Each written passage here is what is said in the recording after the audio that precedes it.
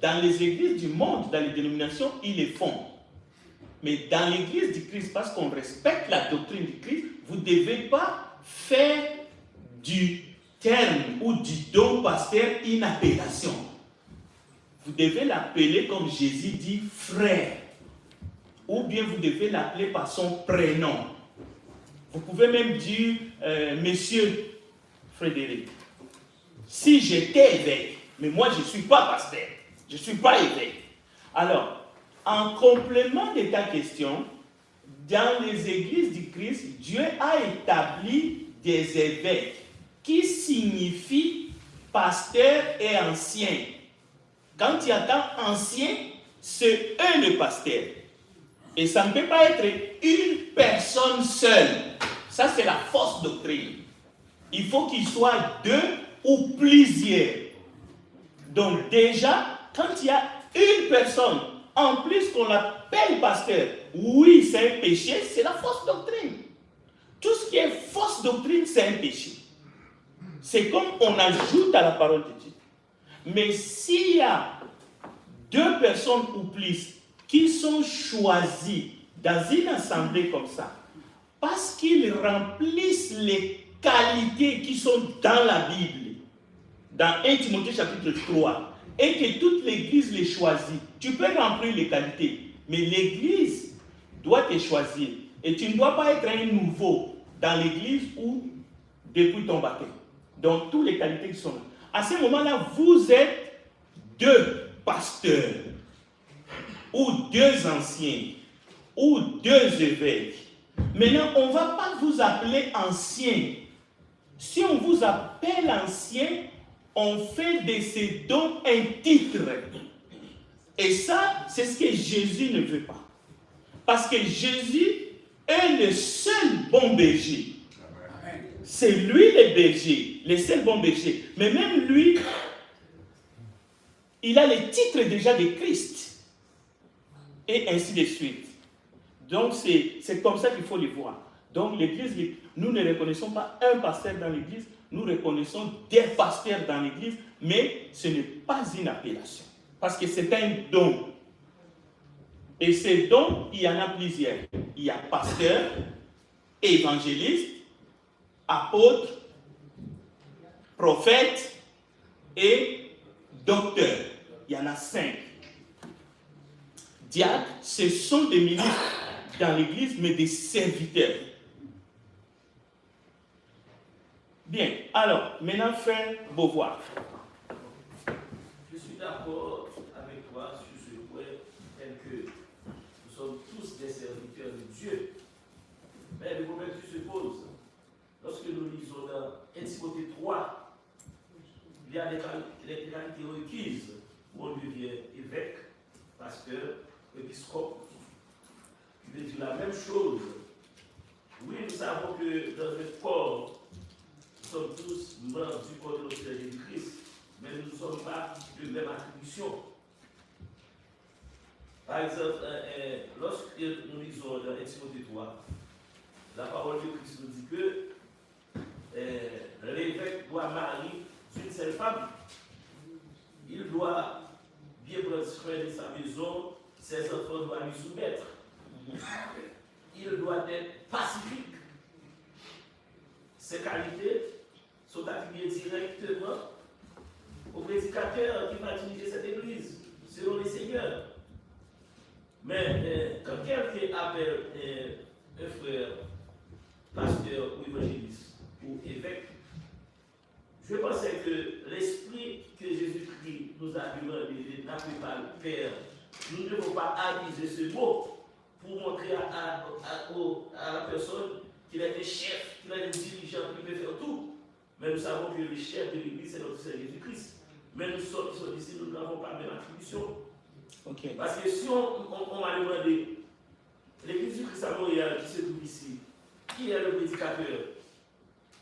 Qu'est-ce que je dois répondre? Attendez, il ne faut pas tout mélanger, s'il vous plaît. Ok? Les dons, il ne faut pas les nier. Si on te demande qui est le prédicateur de l'Église de Montréal, tu vas dire c'est le frère Frédéric. Mais tu ne dois pas dire c'est l'évangéliste, Frédéric. N'utilisez pas. Au fait, l'étude d'aujourd'hui, ce n'est pas de nier des dons que Dieu a établis dans l'Église. Je vous donne les Romains 12, versets 5 à 8. Il a donné les uns comme apôtres, les autres comme prophètes, les autres comme évangélistes, les autres, voilà, comme pasteurs et docteurs pour le perfectionnement des saints, en vue de l'œuvre du ministère et de l'édification du corps de Christ. Éphésiens 4 et 11. Ce n'est pas pour nier cette vérité. Mais Jésus enseigne, n'appelez personne. C'est ça l'étude. Ne déplacez pas l'étude. N'appelez personne. Ne vous faites pas appeler. Ça s'arrête là. Il n'y a pas place au débat. Mais si quelqu'un veut chercher, qui sont les anciens dans cette assemblée? Mais on peut mentionner ses frères internes et frères internes. S'ils ont été établis, ce n'est pas un problème. D'accord? Quelqu'un d'autre? Oui, frère Nilsson. Juste pour dire, cette expression que les dénominations, à part l'Église de Christ utilise, pasteur, on ne voit pas ça dans la Bible, dans le Nouveau Testament. Où on trouve là pasteur Pablo, Paul, pasteur Pierre, ou n'importe quel autre apôtre. Matthias. Ça, c'est une chose que les dénominations sont inventées. Les églises de Christ, elles apparues au 1er siècle. Après le 4e siècle, ça a commencé à surgir, à apparaître des dénominations, comme Frédéric une fois montré, les Mormons, témoins de Jéhovah, baptistes, et tout ça. Mais je pense que toucher dans la même tête pour parler sur le pasteur, et tout ça, c'est nul. C'est inutile pour nous de l'Église de Christ. Désolé de dire comme ça, mais il ne faut pas insister dans un truc. Parce qu'il n'y a pas de pasteur dans les églises de Christ. Donc il y a une question qui a été posée dimanche dernier.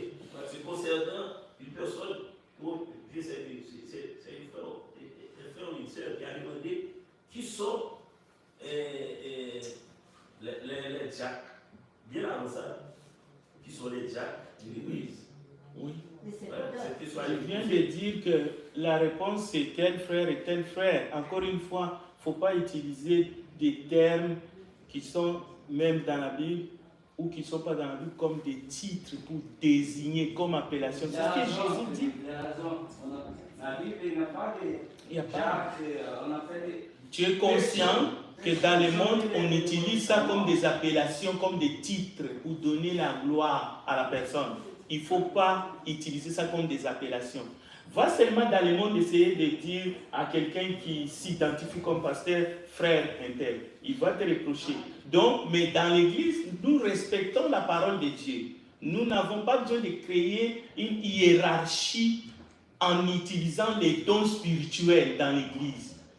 Comme s'il y a des frères simples et après il y a des personnes qui ont des titres, mais c'est des dons qu'on a transformés à des titres. Ce n'est pas biblique, ce n'est pas ce que Jésus a enseigné, et si on persiste, ça devient un esprit de l'égarement. Parce que tu trompes les gens. C'est un faux enseignement. Alors, notre seul souverain pasteur, 1 Pierre chapitre 5, verset 4, vous pouvez noter, c'est la question que Kathleen a posée aussi. Notre souverain pasteur, c'est dans 1 Pierre chapitre 5, verset 4, c'est le Christ. Oui. Oui, c'est Gina.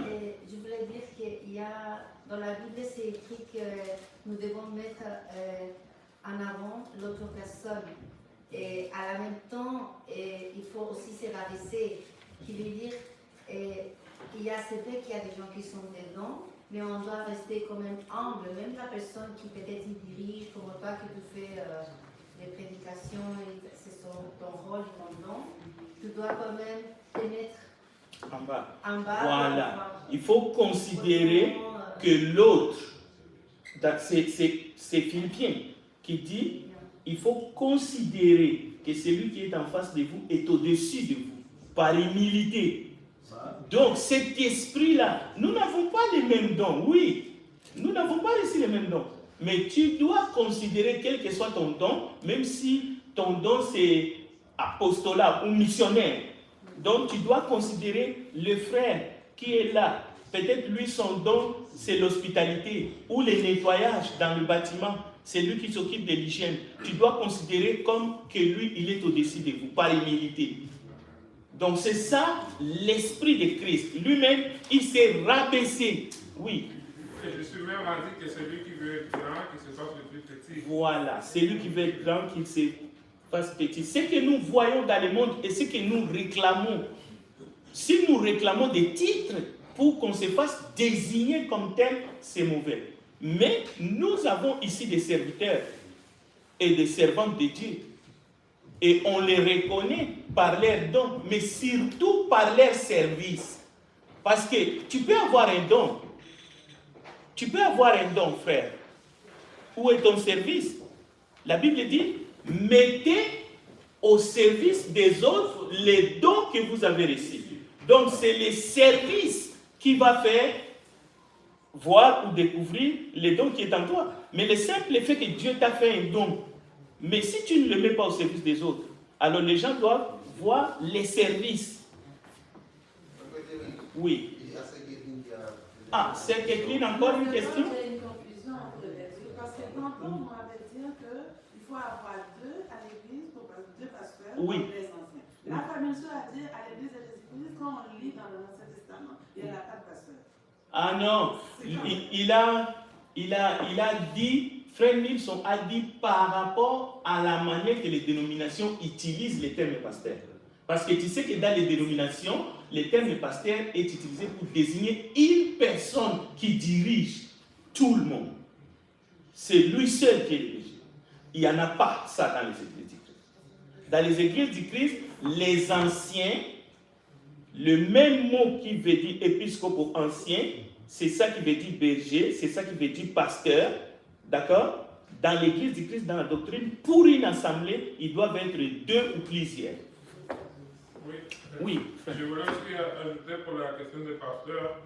Il y a des églises du Christ où il n'y a pas de pasteur parce qu'aucun des membres remplit les conditions pour être pasteur. Parce qu'il y a 24 conditions que la personne doit avoir pour être établi pasteur. Si aucun des membres réunit ces 24 conditions, aucun peut devenir pasteur. Donc c'est pour ça qu'il y a des églises du Christ où il n'y a pas de pasteur.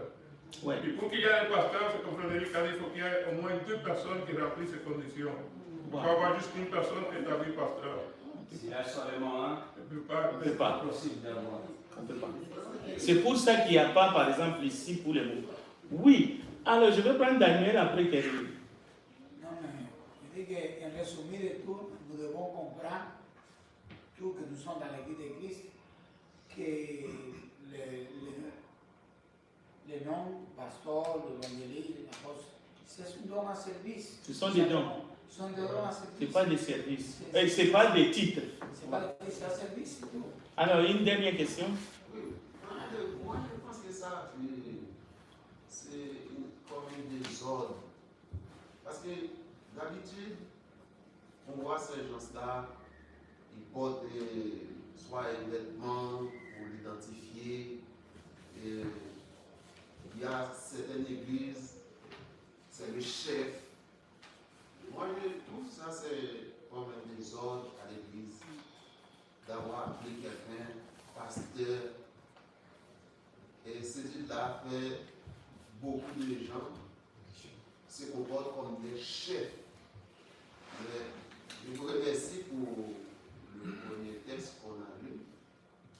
Dieu a dit n'appelle personne chef. Merci beaucoup. Merci. Bien. Avant de terminer avec une prière, je vais rapidement vous dire que d'abord je vous remercie pour votre participation.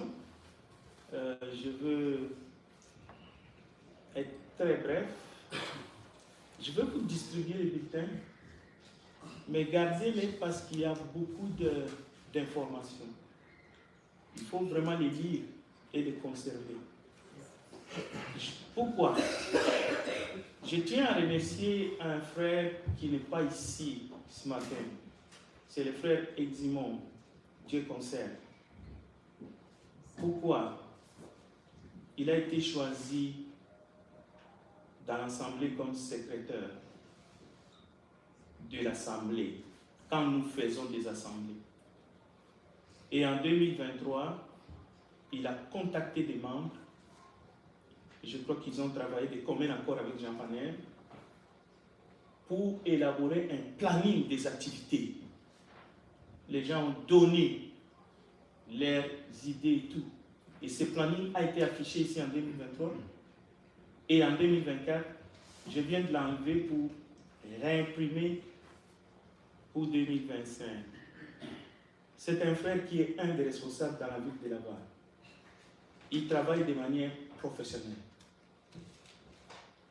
Il a fait un rapport que je garde, qu'il a sûrement, que vous avez sûrement, sur les activités qui ont été faites par rapport au repas fraternel et bien d'autres choses. Et il a été convenu que chaque fois qu'il y a une activité, que les responsables, ceux qui initient les activités, ceux qui organisent, fassent un bref résumé pour lui remettre, de sorte qu'il puisse faire un rapport général à la fin de l'année. Les frères Eximon, à ma connaissance, vous allez remarquer dans ces bulletins, plusieurs activités ont été faites durant l'année 2023 et 2024. Parce que l'assemblée que nous avons faite en 2024, c'était pour 2023. On a organisé des activités, basketball, soccer avec des jeunes, des enfants. Les enfants sont allés au cinéma, la retraite, cabane à sucre. Les jeunes filles sont allées chez Sœur Matani et j'en passe. Il y en a tellement. La campagne d'évangélisation maison en 2023-2024. Encore une fois, je voudrais ici faire appel à chacun d'entre vous de faire preuve de courage et de suivre les directives qui sont dans le bulletin. Il n'est jamais trop tard pour faire le bien. Pour que ce frère qui a été désigné puisse élaborer encore une fois de plus, comme en 2023, un rapport général de toutes les activités,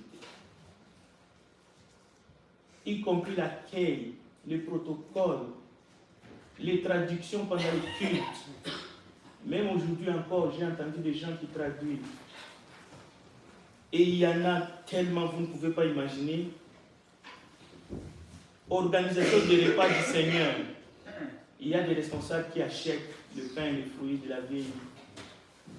Les nettoyages des printemps, les nettoyages du bâtiment, des visites à domicile dans les hôpitaux, dans les CHSLD. Et tout cela, les moments venus, quand nous allons avoir tout cela, nous ferons une assemblée en bonne et due forme. Prions ensemble. Nous te bénissons, grand Dieu des cieux, parce que tu es bon et tu es merveilleux. Aide-nous à te ressembler et aide-nous à te plaire chaque jour. Que ton nom soit béni.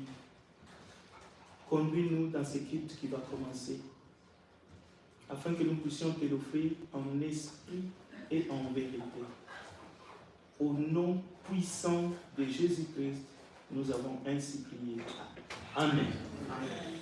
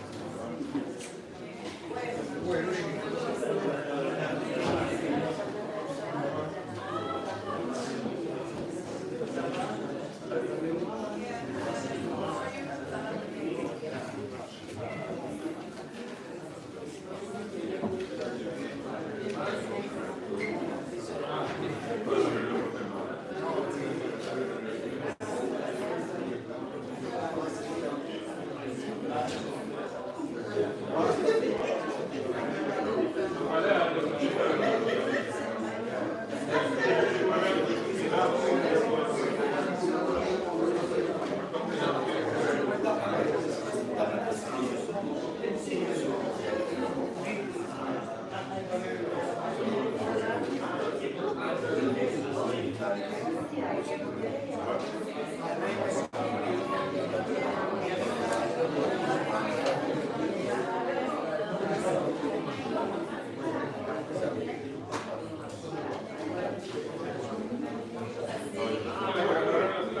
want to break it today? You want to break it today? You want to break it today? That was crazy. That's crazy. You want me to do it? Yeah, gonna do it.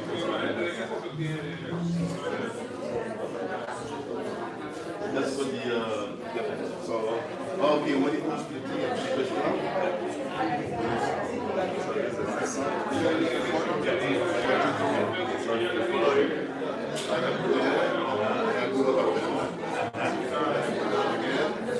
yes, so next one. Okay, so, yeah. Some of them we have to love them. So this one, yes. So you have to follow. No, you have to finish the next one. Yes, yes. Okay, this is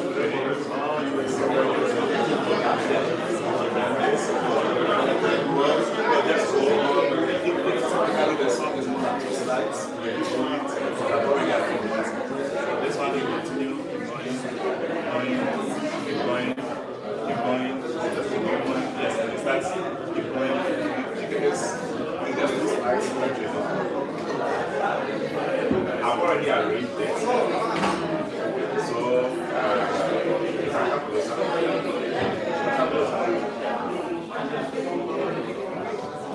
So this song, for example, that's not 2 slides. So this one go back.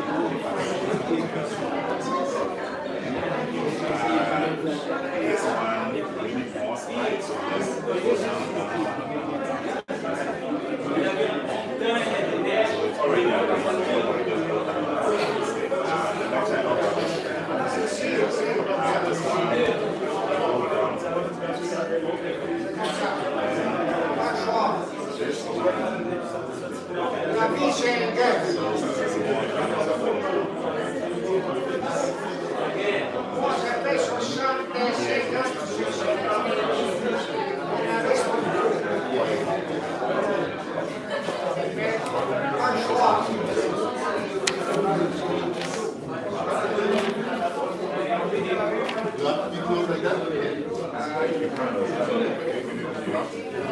I'll just be beside you. Merci beaucoup.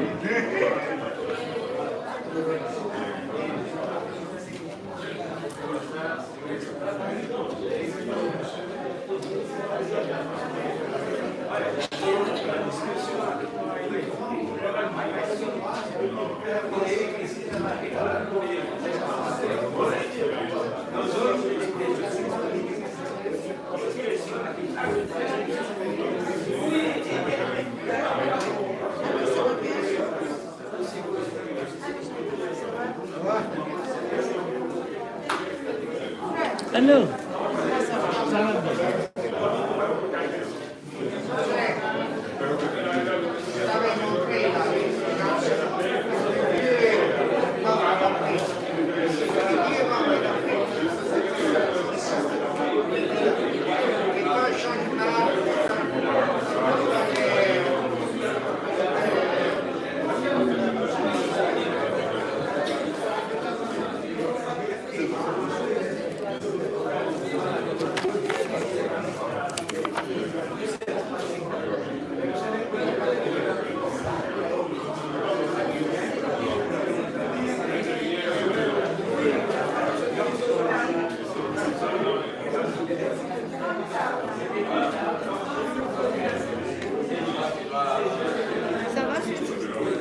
Ça va, pasteur? Je t'embête. Non, je comprends. Et